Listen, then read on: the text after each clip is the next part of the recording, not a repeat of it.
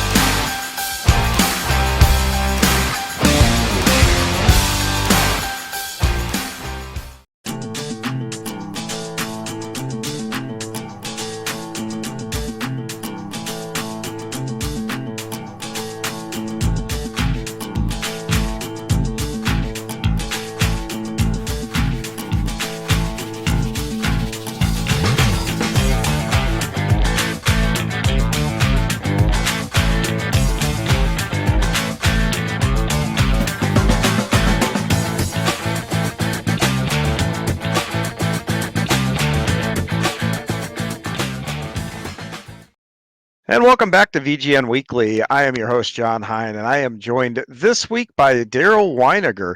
And everybody will know Darryl because, well, he runs in quite a few leagues that are aired right here on VGN, most prominently in the OBRL and the BRL. His first OBRL start came all the way back in 2022 at Kansas Speedway. Since then, he's had 53 starts. He's had 1 pole and 6 top 5s. In his BRL career, his first start was in the 2022 in a late model at the Nashville Fairgrounds. Since then, he's had 68 starts. He's gotten himself a victory. He's got 12 top 5s. Championships have eluded him so far, but I got a feeling he's getting pretty close to being due for one of those. Darryl, good day to you, sir, and welcome to the show. Hey, Nice to be here, John. Thanks a lot for doing this. You're welcome. Well, let's jump right in and then talk about. I didn't race Saturday at Oxford Plains, but I watched you guys, and you had tale of two very different races. The modified race looked a little rough, and you did fairly well in that late model race. Talk to me about your night there at Oxford. Well, I don't want to insult anybody whose favorite racetrack might be Oxford Plains, but Well, I don't really nobody get the here. point. I don't get the point of that track. I did it. I did it because showing up and being there for the league and take your opportunities when you have a chance. But yeah, nothing to write home about last night, I guess. Yeah, that track. That one in Langley. Every time I see it on the schedule, I cringe. But I've participated in both. So, Yeah. what about that track? Let me ask you, what characteristic about that track do you kind of makes you not like it? Even a dirt track that's just one big circle seems I don't know if pointless is too harsh a word, but just the whole big circle thing is tough to get to get a run on people and without rooting them out of the way. So. Well, your last race, I think in OBRL then was Darlington, correct? Is that where we were last week? And Yep. talk to me about the difficulties of that track. How'd you fare there at Darlington? So I did a fair bit of practicing during the week, trying to practice the shifting that you need to do. And I haven't had a lot of success at Darlington, but I kind of got put in a part of the 6th, 7th, 8th place where I could kind of save my tires a little bit. I kind of got in a groove, and actually I had a lot of fun with that track. So you can get yourself in a lot of trouble there, and to come home, Yes. I think I had 0 X's, which is a big thing. If you're Really?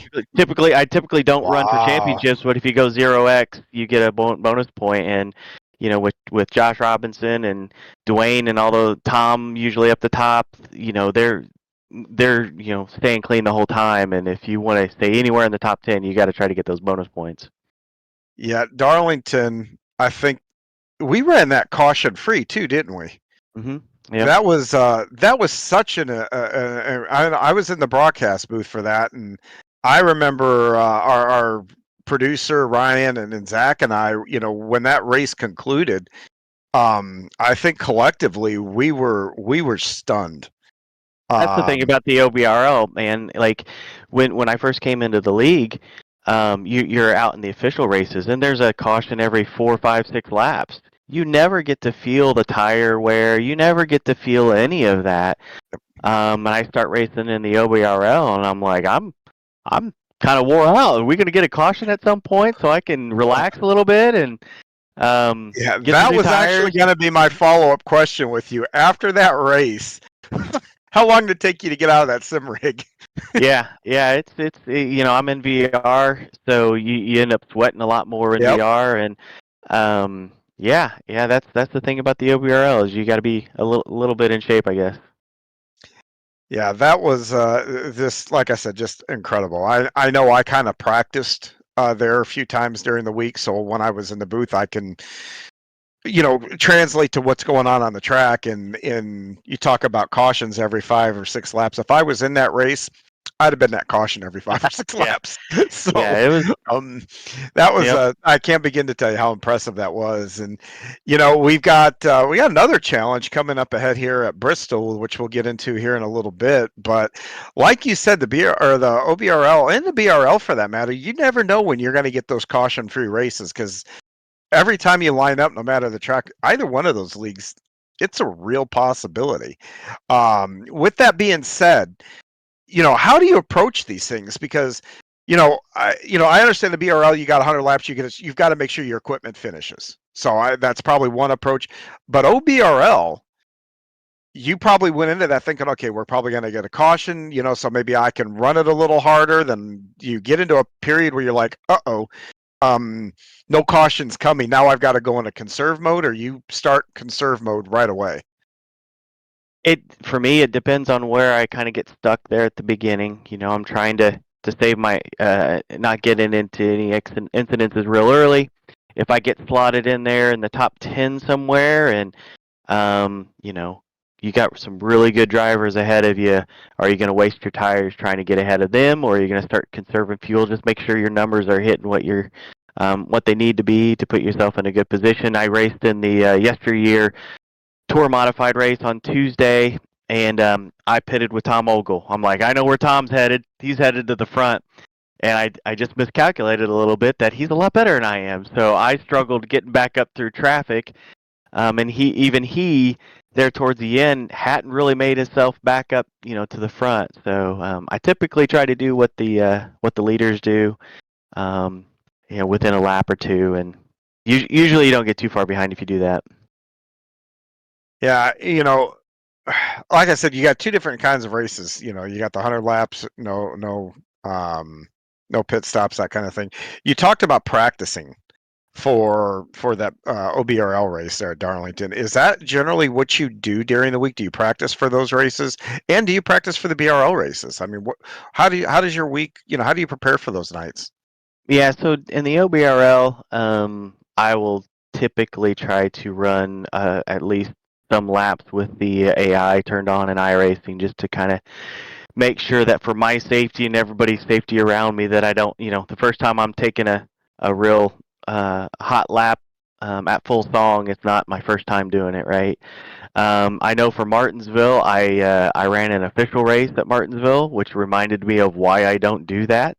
But I wanted to practice my restarts with real people. I wanted to get that feel, and my lord. But yeah, so I'll run the official races. The one thing I mentioned to you in the little survey there, that one of my biggest tips that helps me is, so many of these races are broadcast. And I really like the Lotus 79 or whatever car you like. If you go out to those broadcasts, those really good drivers, sometimes in their interviews, man, they'll give you really good nuggets of information. Whether it's how they save tires or what their thoughts were going into the race. I know one of the guys on the Lotus 79s was saying that, don't practice your qualifying runs, practice your long runs. That's how you get speed on road courses, and that has really been one of the best tips that I've ever gotten listening to those interviews. So that's kind of some of the stuff I do during the week for the BRL. It's short track. By the end of practice, we're all going to be within 2 or 3 tenths of each other. So Yep. It's really your racecraft and taking advantage of runs. I think last night I was trying to be an odd number at some point, because I knew how important it was to be on the inside for any kind of restarts. And I was odd for a long time, and then all of a sudden someone goes spinning. I'm like, oh crap! Now the caution's going to come out, but I'm even now. So, yeah, that's some of the things I do wish during the week. I wish I had a dime for every time I've had that happen to me. Happy right where I'm at. I know I'm in an odd spot, so I can live with the finish. And if I get a restart, hey, I might be able to get a couple more. Yeah, something. I think I got railroaded twice yesterday, where just made it to the top 10, and then got that even number, and then just, all right, guess I'm going to the tail, and I'll start again. Yeah, well, I can live with watching somebody get, have a problem, and okay, it bumps you up. Okay, I can live with that. It's when caution's out, and all of a sudden somebody in front of you makes a dash down pit road, and that screws up your number. Those are the ones that I want to go, wait, get back on the track. There's no pitting. But yeah, you mentioned the Lotus 79. I definitely want to talk about that, because I own that car. I've done nothing more than practice in that car, and it is one of the more unique cars in iRacing. It is extremely difficult to drive. A lot of power, little downforce.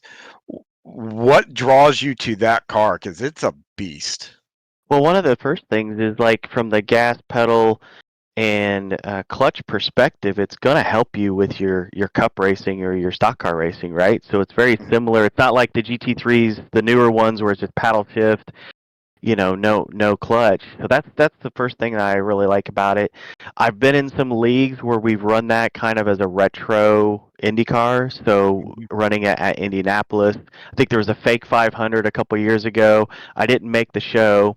I made the support race. I think I won $30. I don't know if the IRS is listening here, but I think I won $30 for that.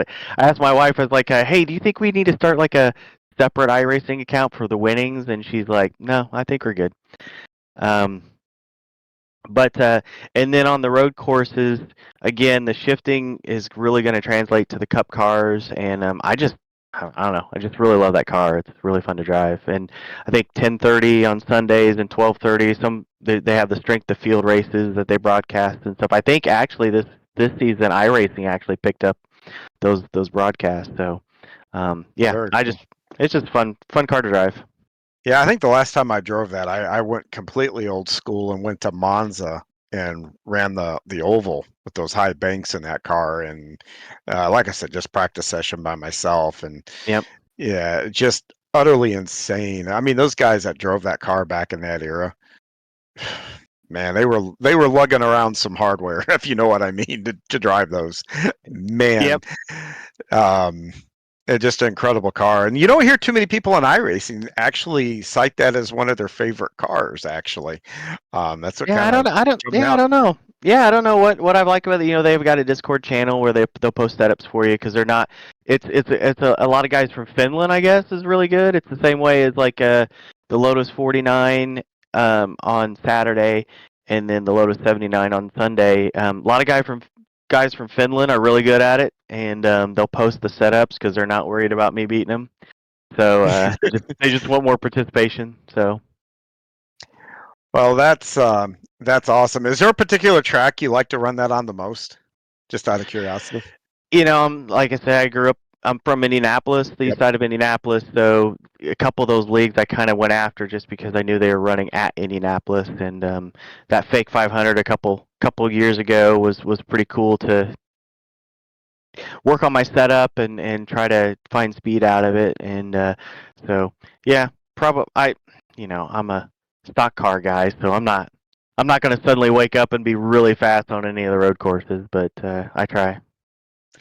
Yeah, that's really cool. I mean, for no other reason, I'm out, and I think there's a lot of guys, myself included, I like doing it just because iRacing offers you a chance to expand your horizons, do a lot of different driving, and some of it's neat, some of it's oh, okay, it was cool, I did it once, now I'll move on, that kind of thing. Yep. But Yep. you talked about being in Indianapolis and growing up there. Obviously, then you're in basically the shadow of in my opinion, the greatest racetrack on the planet.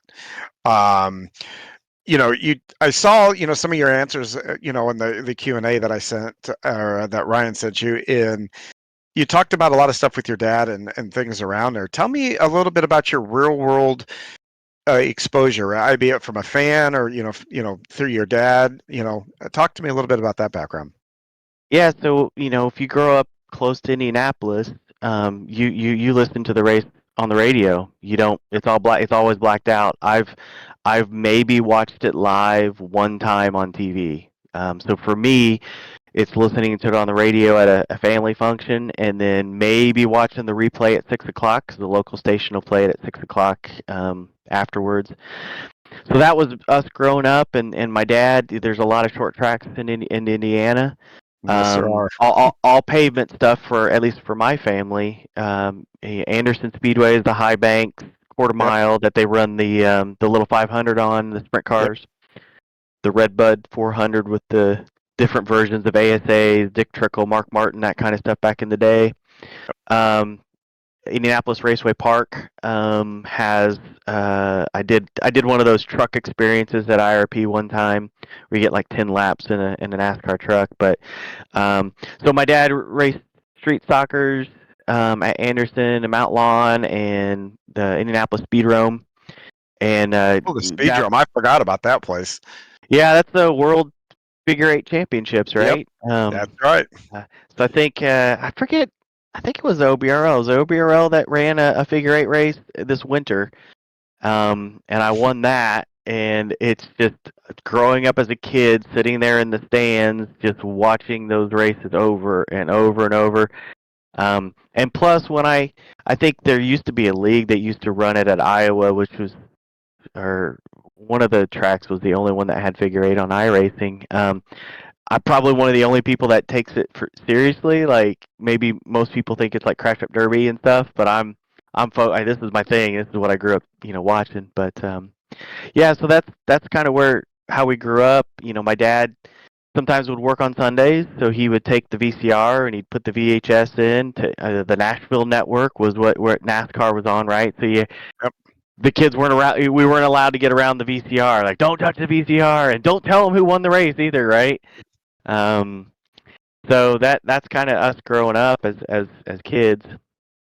Did you guys ever get to I'd go up 69 and hit like Bearfield there in Fort Wayne or oh gosh, can't think of the name of it, but New Paris is another one that was a really good short track up there. And Angola's actually a really nice little track too.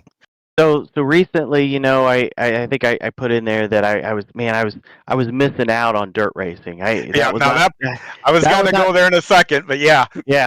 So there was a time where I was like, I need to force feed myself some dirt racing because that's a whole thing on iRacing. Good for you, by the way. Yeah. So we've got Circle Center here, or Circle City here in which is a new track. That wasn't around when you were younger. Yeah, it's fairly new. But we went up to Kokomo, went down to Lawrenceburg. I knew the world of Outlaws were there, but I didn't know Kyle Larson was there, so we got to see him win that. Nice. Then we took a trip over to Eldora, and up to Kokomo. My dad, Gas City up there too. Yeah, so I think Kokomo. My dad's like, this place is like, he does not want to go back to Kokomo, and I'm like, it's on iRacing though, and but got to see a lot of that as a part of that. Went up to Winchester several times to see the Silver Crown cars and ARCA cars. Yeah, you want to talk about banking. I want iRacing to scan that track so bad. I think they have. They have. Yes. So what happened was, I saw it on Twitter. They showed up to so there's a pushing and pulling here between the promoter and the owner. So iRacing shows up to Winchester, and the promoter won't let him in to scan. So Dale Jr. sends him to Anderson to scan. I think they have been back to Winchester to scan it. Okay. I think it would be cool because I think it's another really good track to add to the sprint car. Yeah. On that one or Salem. Either one of those two tracks would be fantastic to get. Yeah. Lawrenceburg would be another good one though for the dirt contingent. Yep, absolutely. So we also took a trip down to Nashville Fairgrounds, right? And that's turned into one of my favorite tracks because I usually go down there. I usually go places for experiences. So when we go to Nashville, we get there early. We get in, go walk into the pits. We always buy pit passes. We're walking around looking at the cars. Go to all the different parts of the track, and then like I said, I'm in VR, so I don't know, it puts a smile on my face every time I get in there, and you're like, hey, I was walking right there. I was right there in that corner, and yeah, that's just a really cool thing to do is to go to experience it, and I think it really enhances your enjoyment of the sim. Oh, I agree. I mean, I go to I-55 all the time, and when I'm ever race, and I get to go there, it perks me up a little bit because it's like, hey, I recognize my surroundings. Same thing with Eldora. I've both been to Eldora as a fan, and I've raced there. So I've having both those perspectives are just really, really cool. The cool thing about Eldora was because we went there for the World of Outlaws and the World 100. You just go into the infield of Eldora, you just bring a chair, and you set up anywhere you want, and you can see them, you can see whatever, your part of the track you're sitting in, but you can sit it really anywhere you want in that infield, and to see those sprint cars come around the corner is just, it's amazing perspective. It's just awesome. Yeah, it really, I couldn't agree more. Yeah, but I didn't realize. I'm excited now if they really did scan Winchester because man, that is a really, really cool track. I always thought racing on iRacing at Anderson Speedway, quarter mile again. ASA used to race there. How cool that would be because my dad raced there. I raced there in go-karts after college. That would be so cool. Well, they've got Slinger now. Yeah. It's so freaking small to Yeah, race that. and It's tough. Anderson doesn't have the banking that Slinger does, and it doesn't have the width. It certainly does. Anderson, It Anderson's a real small area to operate. Even if you're a single car on the track, you don't yeah. have a lot of room there. No. Um, Yeah. So even if they were to bring it, I don't know. It's awful. It'd be tough to race there. well, our producer is from Michigan, Ryan Seneker, and I don't know if you ever get the shot, you really should drive up 69 and get over to Kalamazoo Speedway. You'd really enjoy the racing up there. That is, I mean, that's probably about 3.5 hours probably from where you're at. Hmm. But that one would be worth the drive. So you always like saying going to the experience. I would recommend highly going up there to Kalamazoo to watch Oh. like the Clash or something like that. So um, well, you talk about the Indy 500. I can't let you kind of not talk about that just a little bit more. I love Indy. I was obsessed with it when I was a kid. To this day, I don't regret much, but I'm gonna always regret never actually be able to race there. And so I want to give me a story. What is your fondest memory of being at that track? So I am not the type of person that's going to pack a cooler and go out to Indy, right? And just sit there all day. I've gone twice. I think I've been 3 times. 2 times in college, in the college era. The 1 year where Tony Stewart was leading in the IRL and his motor blew, he kind of stopped right down in front of us. Um, and then 2 years ago, I think maybe Joseph Newgarden's first win. I think I took my whole family there. But we've been out there for all the NASCAR stuff a couple years ago. Again, taking trips with my dad. I bought all the packages for the Cup stuff and NASCAR. Gone out a couple times for different civil engineering associations would have days there. Actually, Donald Davidson, the famous historian of the track, knew every question. There all the facts about the Indy 500. He's hey, does anybody have any questions? And I raised my hand and I'm like, what's the I said, what's the starting spot that's won the most Indy 500s? And he goes, the pole. And I was like, oh, great, that was a dumb question. But then he went into some, all these different facts about it. So, but yeah, Indy. What I do like about it is now they have so many other races we can go to, not just the Yep. 500. Robin Miller was somebody growing up, the local newspaper writer for the Indy Star, did Colt stuff, but he did most famous for all the Indy 500 stuff. They just reopened the museum over the Yep. last month.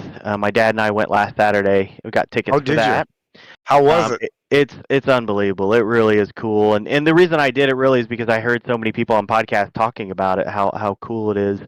Okay. It's just really neat. It's well worth the visit. And Yeah.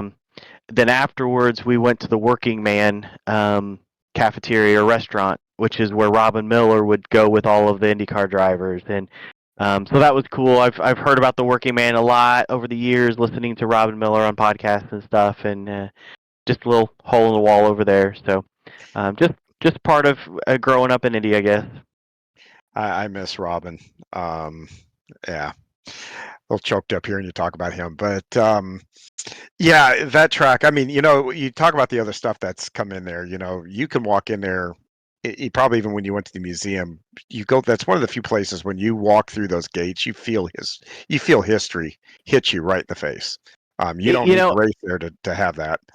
yeah, it feels, all of that. There certainly is the historic charm there, and I think ever since Penske's taken over, it's kind Corporated. of like it's kind of no, it's not necessarily corporated, but it does feel a little bit like Disneyland or Augusta National. Oh, Like it's everything nice. is really well done, right? All the bathrooms Yeah. are really nice, and it's just everything's done really well. We're gonna try to get tickets to the BC 39 this year to go to Oh, nice. the midget race. I was looking online earlier this week. I think they're still available, so we're going to try to hit that. Yeah, that's one of those things that iRacing Scamba has never come out with that. I'm a little disappointed they haven't come out with that little track yet on there. Um, Yeah, I don't know whether maybe it's just so small. Again, some of those, obviously Yeah. the sim is pretty Well, realistic. they put Millbridge in, and Yeah, I think that's true. that all bets are off on how tiny they can make things. But That's true. so cool being around Indy, and I could probably do a whole show on talking about the Indianapolis Motor Speedway. So anytime that anybody's around there, my coolest for me, the coolest thing that I've seen happen. I did have a buddy of mine that either won or got a podium there when the SCCA did their runoffs there a few years ago. His name is Dave Doherty, and it was really cool to watch him pick up a victory there. So, Dave, I don't know if you watch, but I gave him a little plug, I suppose. I ran the mini marathon one time, so I got to run around the track, and nice. I think we drove the Cobra around there once too during a car show or something like that. So, yep. Oh, very cool. Well, you talk about car show. I want to jump into that too. Your dad, you said you guys do restoration on cars, stuff like that. Tell me about that. Yeah, so my dad rebuilds old hot rods, and picked up steam once we got out of college, and as he was headed towards retirement, I was like, man, I'd really like to build a car with him, but I can't do what he does. Everything's custom built and welding and all that stuff. So I ended up buying a factory 5 Cobra. Comes with an instruction manual, right? So if he's not there, I can at least whatever the next page is, I could maybe handle that. So we ended up buying I think a '97 Mustang. You take all the pieces off the Mustang. And actually, as we were driving home from picking the Mustang up after we got the kit, and I was like, my dad's like, what's going on? I'm like, I don't know. I think I just bought the weeniest Mustang in existence, like the little tiny engine in this thing. And he goes, well, let me do some checking. And he figured out that a lot of the Mustang guys will take a Lincoln Mark 8 and take the 4.6 dual overhead cam out of that, and they will actually swap it into their Mustangs because that's a similar or the same block that they use in like the later model Cobras.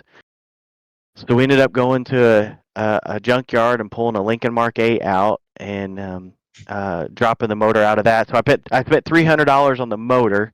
It's all fuel injected. And then I went online for about $350 and bought the Cobra intake to go on top of it because I didn't like the old grandpa intake on top of it. So it's all fuel injected, which I like. It just starts up anytime I want it. And if I take it to a couple track days that have really helped with the road racing. The NASA, I think I don't know if it was Alan Wanamaker or somebody had done a lot of NASA racing on one of your podcasts talking about it. I didn't get that into it. It was just kind of the high performance driving experience but I learned a lot. We did it up in Chicago and over at Putnam Park on the west side of Indianapolis. So, but London, Ohio has a Cobra show, or they did for a long time, where the 400 Cobras will show up.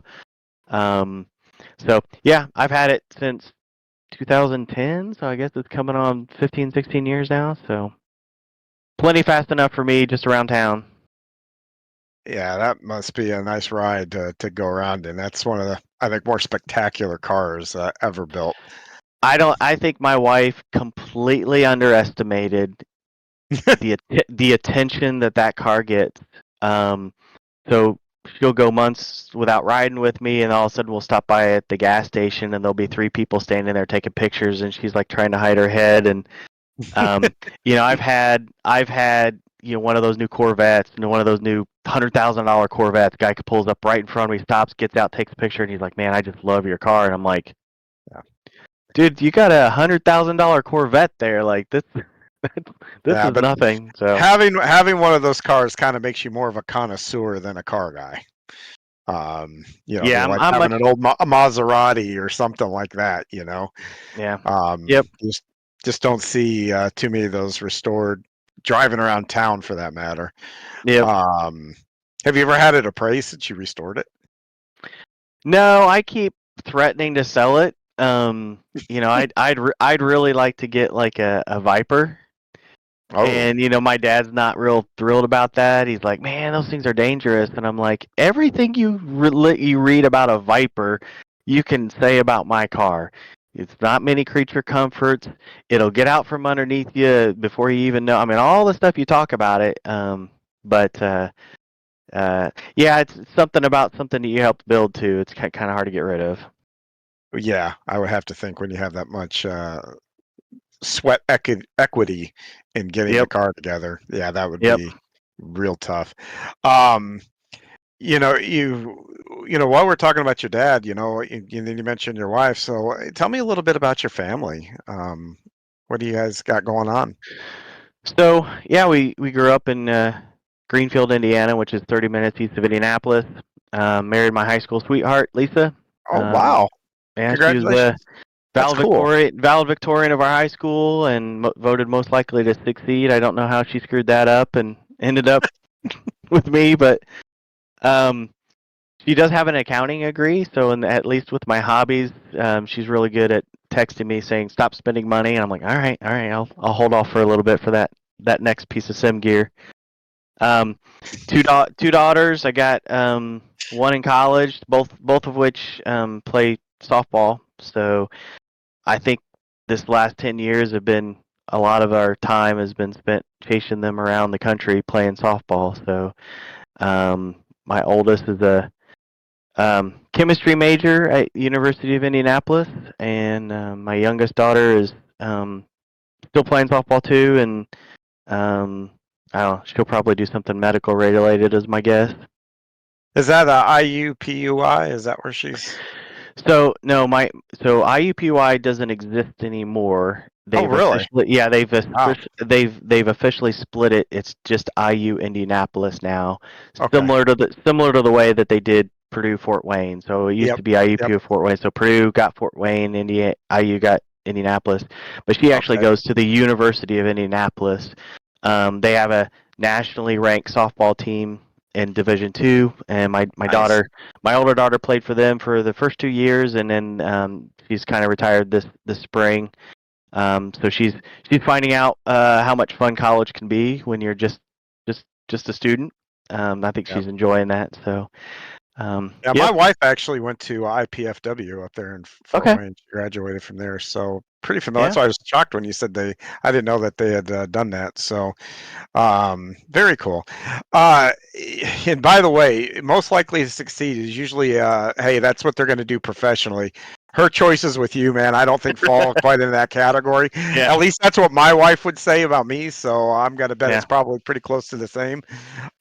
Yeah. Um, well, very cool though. It's kind of my wife. My daughter started college, and it's a very bittersweet because you realize, not that your job ever ends, but you realize, wow, you know, they're growing up, and now you get to see them actually become the person that that they're gonna be.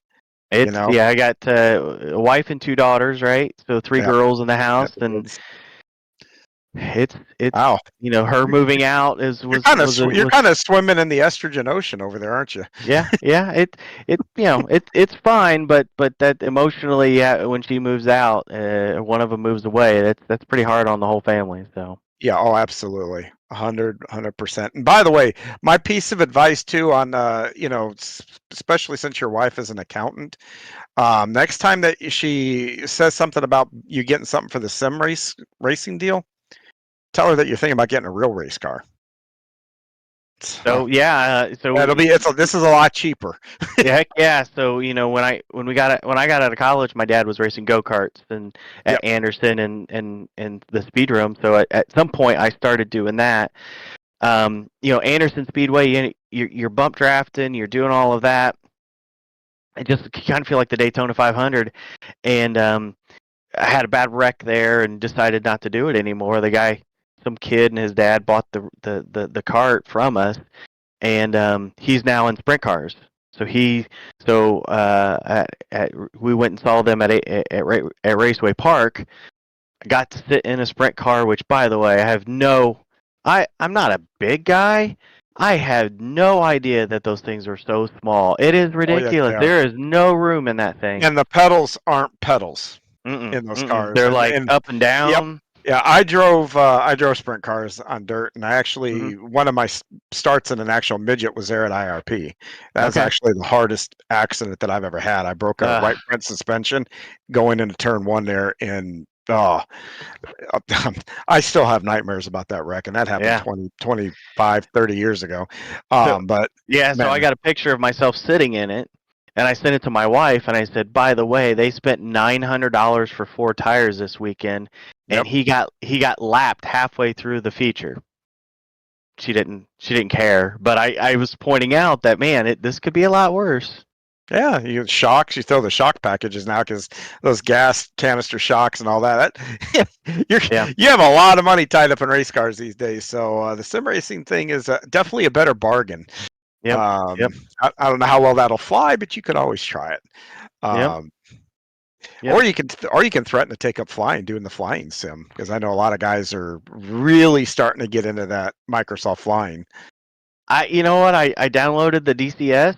That's the Did you? fighter one. Yeah, and I couldn't turn the lights on. I'm in VR, so I'm trying to read instructions, and it and what I don't know. What I figured out was that I think if you're really good at that, like dogfighting is like boring compared to what we do racing. Like you got one plane, you're doing all this stuff.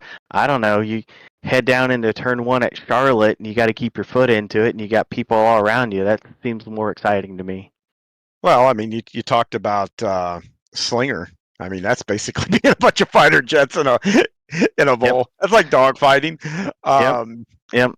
Yeah, that I stay away from the flight sim for the same reason I stay away from fantasy sports. I would just go down that rabbit hole, and people would forget I exist. So, Yep.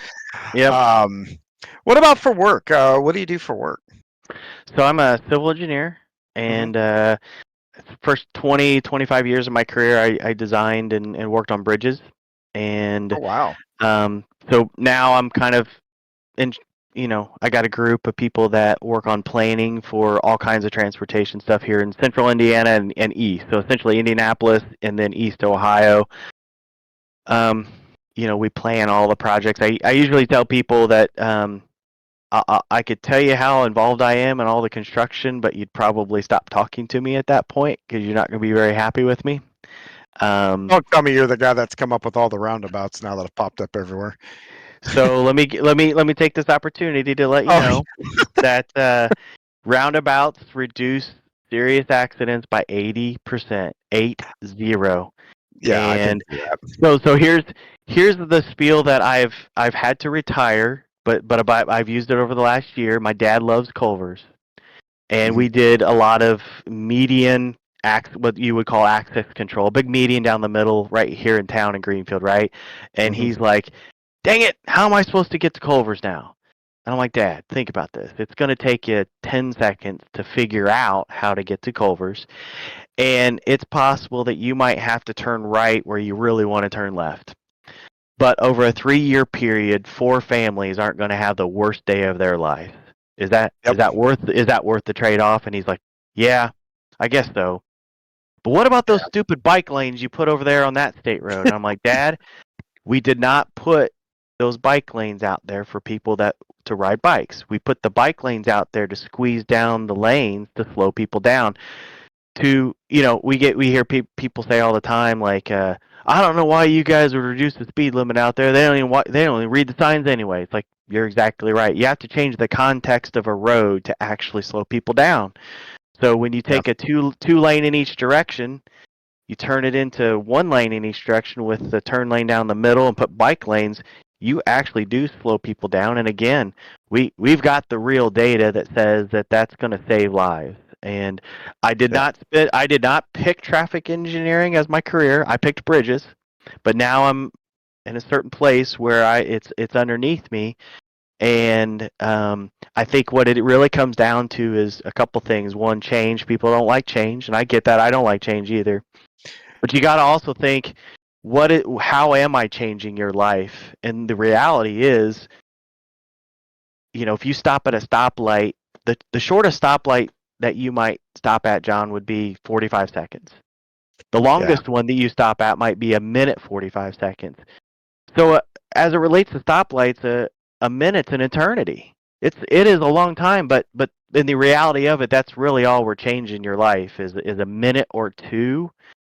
And it saves lives. But for the record, I don't mind the roundabouts. Actually, I like them. It's the idiots that seem to always be in them that stop in the middle of them Yeah. because they don't know what to do next.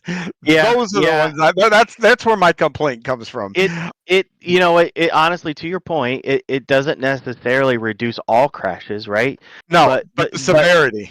but I mean, you could have a little bit more of this and that, but the severity of it's not even close. So Yeah, somebody running a red light and that content. I mean that.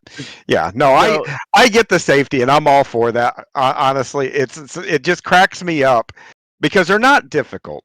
yeah, They're really not difficult to navigate around. But I'm telling you, once a month I'll come across somebody that will get into them. It's almost like they got lost. yeah, I mean, as much as I hate to say that, or they yeah, pull the Clark Griswold, going around the circle. Hey guys, Big Ben, yeah, keep on out there, Big Ben again.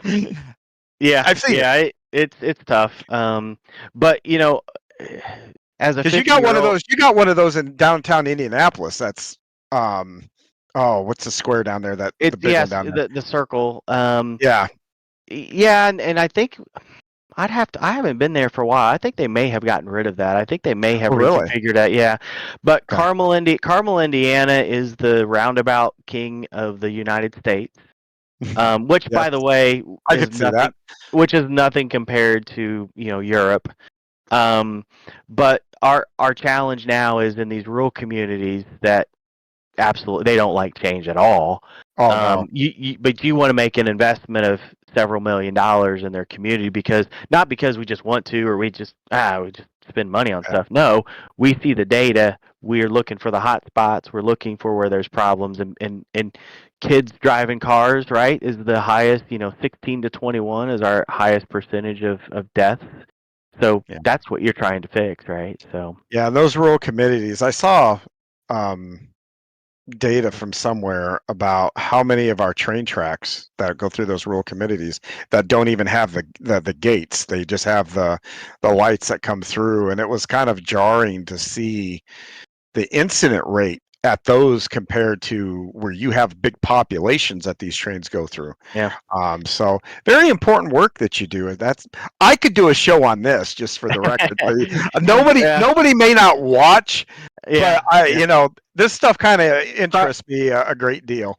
Probably where we're headed anyway. The Purdue usually has different conferences throughout the year for us to go to, right? And I wanted to tell you, I don't do sim. I wish I could talk more when I sim race, but I'm usually pretty quiet. My cup's full, man. It's everything I can do to make time and not run into people. And I think some of the people in the OBRL know that because the few times that I take the lead, sometimes they'll key up and ask me questions just because they know it bothers me and they know I'll make a mistake. They think it's hilarious, but Next time I'm taking notes, so next time I'm behind. yeah, that's the way to do it. Hey, Darryl, how's your tires doing? Yeah. Hey, But tell me about these roundabouts. I need more information. yeah, and sometimes I get some of this information, and I wish I was more of a sharer in the group. But so we had this one conference at Purdue, and it's the opening ceremony, and it's 400 people, and we're all sitting there, and it's someone I didn't even read the flyer. I don't know who it is, but it turned out to be the pavement designer that worked on the original Homestead reconfiguration back in the early 2000s, and it had just helped complete the Atlanta reconfiguration for NASCAR. So he's up there talking about how they did the grade and how they did all this stuff, and I'm looking around like, am I the only one that's still paying attention to this? Like I'm just riveted. It's in one of the big halls at Purdue, and they're like, okay, well, has anybody got any questions? And I'm like, yes, yes.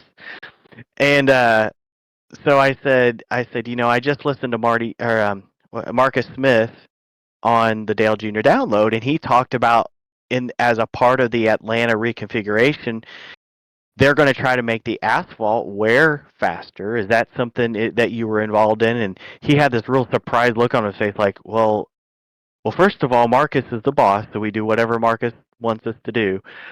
And yes, Instead of from a pavement design standpoint, instead of what we normally do, which is we're trying to balance the longevity of that pavement, we actually mixed the asphalt and the design of it to try to wear out faster. And that's Wow. one of the things that when conversations come up with fans and stuff that I kind of wish I could interject in a way to let people know, like, there is a reason why that track is getting a little bit better, a little bit faster than it may have in the past, or some of those repaves have in the past, and that was intentional. And to me, that just shows, if we can all get on I think we're all on similar pages on what we like seeing racing on TV, and they're trying. So I ended up kind of maybe following that guy around during the day, and I caught him at lunch and kind of bombarded him with some more questions, and I couldn't have been more disappointed in how little he cared about racing. I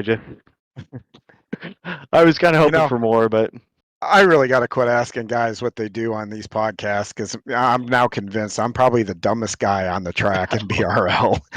I mean, we got scientists, we got robotics experts, civil engineers. That's all I can say. Yeah. I'm going to start wrecking every one of you guys. So, well, that really is impressive. And that's pretty cool, too, that you can, you save lives. And that's got to be gratifying. It is. Every month we get a report that says, here's our stats for the month, and it's got the names of all the folks that have, lost their lives on our roads. To kind of keep my group at least in focus on what's important. And we do make mistakes. We do have screw ups where why is this road closed and this road closed? I get it. It's frustrating sometimes, but you don't have an unlimited budget, so you're trying to bounce around and do the best. What's the best bang for your buck sometimes. So, yep. Well, that's, like I said, that's very cool. I could probably do a whole show on your job. So, but I don't know if anybody would watch it. But hey, I've got a lot of questions. I don't think my wife would agree with that. Well, let me pull you back to racing because I'm looking at where you're sitting, and I see a Penske flag, a Jeff Gordon fan, Indianapolis Speedway. Which one your favorite flag you have behind you? And is there a story behind the flag? Yeah, no, I don't think there's any stories other than they cost money, and that at some point my wife's told me to stop buying them. But growing up in Indiana, we go down to Florida for vacation. One time, my dad had this little book that had racetracks in it, and we go out and we drive out there, and we were at a racetrack, and there's a Baby Ruth car driving around, and Dad's like, "Hey, that's Jeff Gordon. He's from Indiana. He's driving in this race." So we watch him, and so when Jeff kind of rises to prominence, it's kind of hard being a kid in Indiana and not kind of be a Jeff Gordon fan. Yeah. Kind of thinking back later, trying to figure out what race I went to. It was a pavement race. It was a Busch Grand National race. And you said it was down and you said it was in Florida. I'm gonna bet it might have been the old Walt Disney World Speedway. So all I remember was that someone famous's brother won the race. So I go back and I look, and it was actually Volusia Speedway before it went dirt, and Kenny Wallace won the race. That's the famous brother, Rusty Wallace's brother. Oh, that was way, way back when. Yes, so it was before they had turned Volusia to dirt. So I was able to go back and go, oh, I was at that race. Wow, that's a long, long, long, long time. I didn't think you were quite that old. Yeah, I'm older than I seem. But then again, I guess if you're talking about Gordon and that Baby Ruth car, you're talking 90, 91, I think, something like that. So yeah. I keep thinking that's like 15 years ago, but sadly it's not. Yeah, so being and not only did he, come up, obviously from California and sprint car race here in Indiana, probably maybe just a little less than Tiger Woods. He's the young kid coming up, going against Dale Earnhardt. I don't, my dad was more of a fan of the underdogs, so he's more Ken Schrader and Dick Trickle and not necessarily an Earnhardt fan, but certainly maybe the guy from Days of Thunder is not exactly who he wants to root for sometimes, but yeah. Well, it's still cool to be, when you see a hometown guy do well, even though he might not root for him on a week in, week out. It's always kind of cool because you've got that connection. Yeah. Um, Yep. and that's pretty cool. I mean, I think that's one of the cool things that I think that transcends about any sport, to be honest with you. You're watching the NFL and you got a quarterback that might have come from, the home state college or something like that. People tend to follow them from that college over to that Yeah. pro team. And that's the one neat thing about sports. We love our homegrown athletes. I guess that's where I was trying to go with that. Yeah. But well, man, I have really enjoyed chit chatting with you, and Yeah. we've covered a lot of ground here, but I do want to do a green white checker. So Okay. before I start, though, you being in Indianapolis, are you Pacers or Colts? Are you stick with racing and golf? Nope. Big Colts fan, so bought Colts season tickets when I got out of college, so got to see most of the Peyton Manning era here. Big Edgerrin James fan. That See was that that. you're all right. That Stop was before you get into my green white checkers. That's what I was yeah. going to ask. Because that's Okay. going to be Gotcha. Okay. first green white checker. We'll Yep. go right from Yep. there. Yeah. Edgerrin James or Jonathan Taylor? Edgerrin James. Ooh, why? You know, he came at a time when we already had Peyton. We traded away Marshall Faulk for 2 second-round draft picks. What are we doing? And then he just shows up and he is just a bad man. Yeah. Marshall went on to do okay. He did okay, but Edgerrin never missed a block in pass protection. Once you got to see the game evolve as people play the Colts differently, right? And at some point they're like, you're not going to win with Peyton, and Edgerrin was the one that had to pull us through. When we started, if we had any success against the Patriots, it's because Marshall had a good day. So yeah, that's my guy. Yeah, I would have done the same, but the last couple of years I've watched Jonathan Taylor run, and man, watching him run is nothing short of remarkable. I mean, I know Yep. all the love in the league goes over to the kid that's over at the Baltimore Ravens now. Can't think of his name, but Derrick Henry. Derrick Henry and Yeah. Adrian Peterson for the longest time, and cats like that. But man, this Taylor kid, I Yep. like him a lot. So, all right, next question: Indy 500 or Little 500? Which one would you prefer to attend? Probably the Little 500, just because I can see the whole track. I can see what's going on. Indianapolis, it's hard to keep track of what's going on unless you have a TV sitting in front of you. So yeah, Little 500. Do they still to this day block that out there in Indy? Yeah. Yeah. Yeah, I mean, you have a TV or you'd have this live scoring. You got to have something else to help you. You can't just go to the track and kind of. Because the NFL used to do that, and they lifted or do you get the Colts games blocked out now too? Because I know COVID they lifted. Yeah, I'm pretty sure it's lifted. We get to watch everything, but pretty much the Indy 500. Wow, someone needs to get a hold of Roger on that one. All right, this is the one that's important for me, and what my opinion of you will be once we end this show. Okay.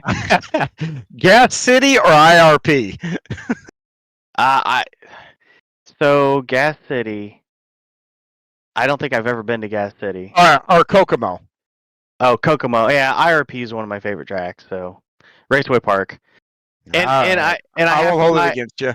And I have to buy the when I went, it was still called Lucas Oil, whatever they called it for a while, right? What I still call it. But I will tell you, they did have a section there with retro T-shirts, so I bought the Raceway Park T-shirt. So, just out of curiosity, I didn't ask this earlier, but did you ever shoot over and go watch the U.S. Nationals, the drag racing stuff there? No. Really? I've never been there. My dad goes there for like the car shows and the Nationals, but I've never been to the Nationals. Yeah, I'd like to. That's one of my bucket list things. I've never been over for that either. So, Cool. Well, I really appreciate talking to you, and we're going to see you this week. I believe this week you're going to be at Bristol with OBRL. What are your thoughts on Bristol? So I have total in the OBRL. I probably almost have 150 starts, and I've gotten 1 or 2 penalties, and one of them was at Bristol. I just want to finish. It's